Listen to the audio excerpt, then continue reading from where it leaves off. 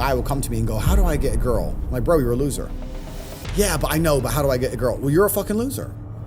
You're a loser. Why are you asking me? It's like saying, how do I win a race with a push bike? You're racing Ferraris. What do you want me to do? There's only so much you can do. There's only so hard you can pedal. There's only so many tricks and tips. There's only so many game things you can say, so many pickup lines. If you're a loser, it's going to be very, very difficult, and it's going to get harder and harder. The game is rigged to become harder and harder for men. It's not getting easier. It's going the other way. If you're going to be on a racetrack and there's going to be Ferraris there, and you're going to be on a pedal bike or in a Nissan, you're going to get smoked. That's the game. You have to improve yourself. I'm not going to lie to anybody here and say you don't have to improve yourself. You could stay a loser and get chicks, because you can.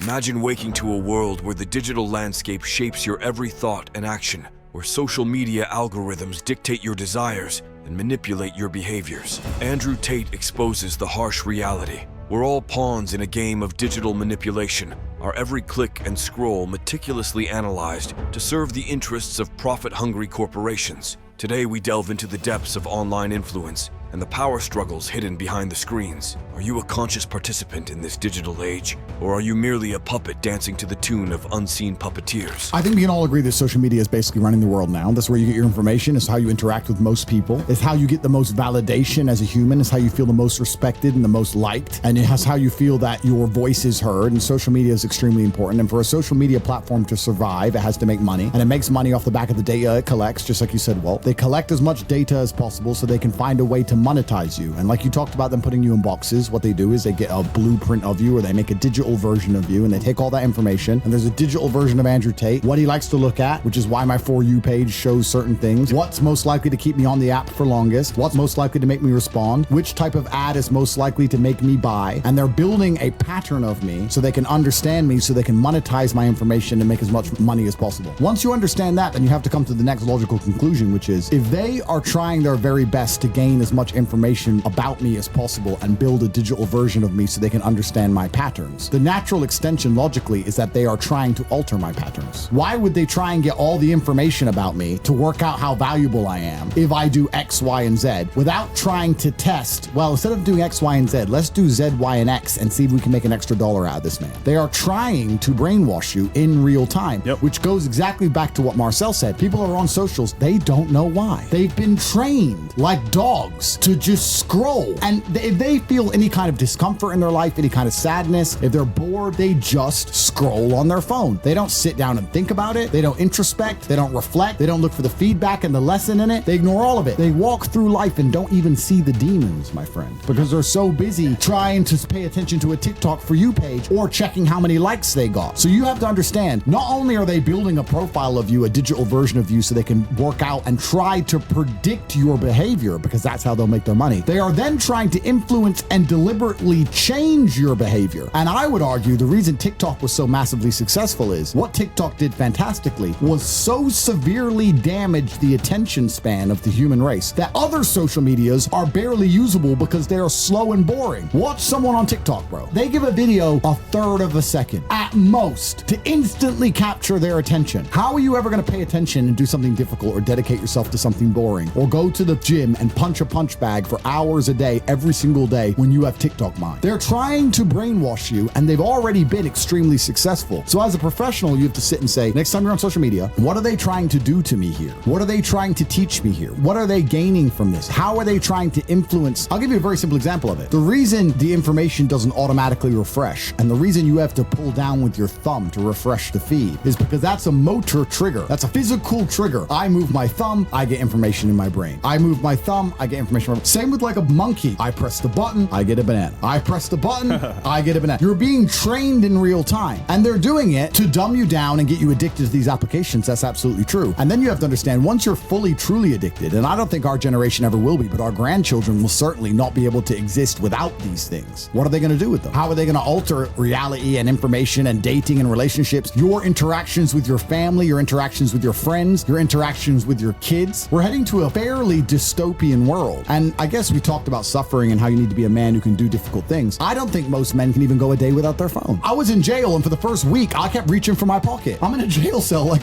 trying to find my phone. I don't have a phone. It's crazy how addicted we all are. And when you understand that they're trying to alter the way you think and move and act, it becomes far more scary than you just being bored and needing entertainment. Tate paints a bleak picture of social media's grip on our lives. What analogy does he use to describe the influence of platforms like TikTok? A. Training dogs. B. Racing Ferraris. C.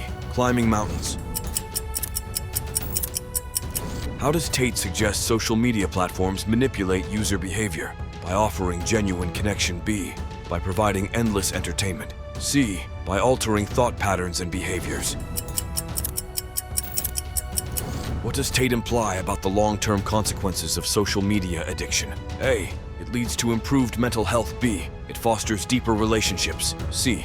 Contributes to a dystopian future. I think all the bad things that happen to you in your life are extremely important. I think pain is one of the most important elements of the alchemy that's required to become the most fantastic version of yourself. If you look at any superhero movie, the superhero had pain. Batman's Batman because they killed his parents. If they didn't kill his parents, he simply wouldn't be Batman. And I think a lot of men, when bad things happen to them or heartbreak, etc., they don't understand that all that pain that's been given to you in that scenario is extremely important and valuable. Probably the worst experience as a man is to go through life and everything go right all of the time. Actually imagine that. You're born, you wake up, everything's fine, no one's trying to kill you, no one's trying to put you in jail, your girl ain't gonna leave, and you don't have to go gym, and no one's gonna try and fight you, and your bills are always paid. That sounds depressing to me. Genuinely, all these bad things are supposed to happen to you so you can level up. You're supposed to go through the pain so you can get better. It's a universal law it's a constant of the universe. Even if you want to build bigger muscles, you have to destroy the old ones. That's how they grow bigger, right? You want to be more resilient, you want to be more observant, you want to be more capable of dealing with negative scenarios or heartbreak or bad things happening to you, well then you better get used to pain. Pain is the flavor of life, and the people who try and change the flavor are never going to be as competitive as the people who eat it up and go, okay, that's what it tastes like, fine by me, give me some more. And those are the ones who get very good at it. So if you're sitting here at home and you're sad, fantastic. I'm a little bit jealous. I'm genuinely a little bit jealous. Bad things are supposed to happen to you, but you have to use them as fuel. You can't sit there and let the bad things happen to you and feel sorry for yourself, because nobody gives a shit. I don't give a shit. Your friends barely give a shit. The girl doesn't give a shit anymore. You got to take all that pain and turn it into something good. That's your responsibility as an adult, because that's the only thing that allows you to have absolute sovereignty and control of the situation. Tate discusses the importance of pain in personal growth.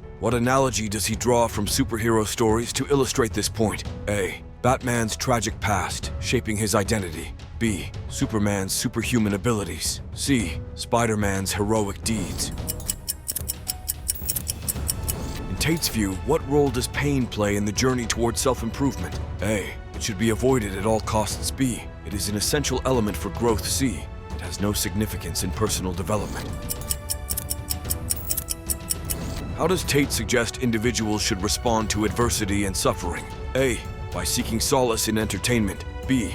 By embracing pain and using it as fuel. C. By ignoring negative experiences and focusing on positivity.